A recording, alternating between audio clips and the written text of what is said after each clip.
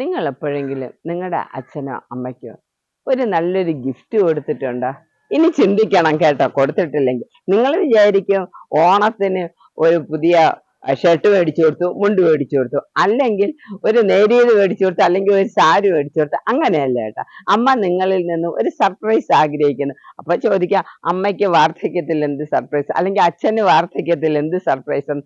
അങ്ങനെയല്ല കേട്ടോ. തീർച്ചയായിട്ടും ഇത് ഇന്ന് നിങ്ങൾ ആരെങ്കിലും കാണുന്നുണ്ടെങ്കിൽ ഒരാളെങ്കിലും അമ്മയ്ക്കോ അച്ഛനോ, അച്ഛ ഇതാ കണ്ണടയ്ക്കൂ, ഒരു നല്ലൊരു സമ്മാനം എന്ന് പറയണ്ട.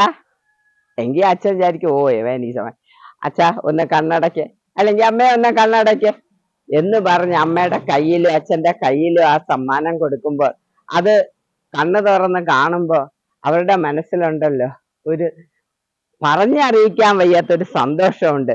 നിങ്ങൾ വിചാരിക്കുന്നതായിരിക്കും അവര് സന്തോഷം പ്രകടിപ്പിച്ചില്ലെന്നായിരിക്കും. പക്ഷെ അവരുടെ ഉള്ളിൽ ഉണ്ടാകുന്ന ആ സ്നേഹത്തിന്റെ, വാത്സല്യത്തിന്റെ, എന്താണ് പറയുക, അവർക്ക് അപ്പോൾ കിട്ടുന്ന ഒരു ഒരു ഒരു സാറ്റിസ്ഫാക്ഷൻ, അത് നിങ്ങൾ ഇന്ന് ഇത് കാണുകയാണെങ്കിൽ കൊടുക്കാൻ മറന്നു പോകരുത് കേട്ടോ.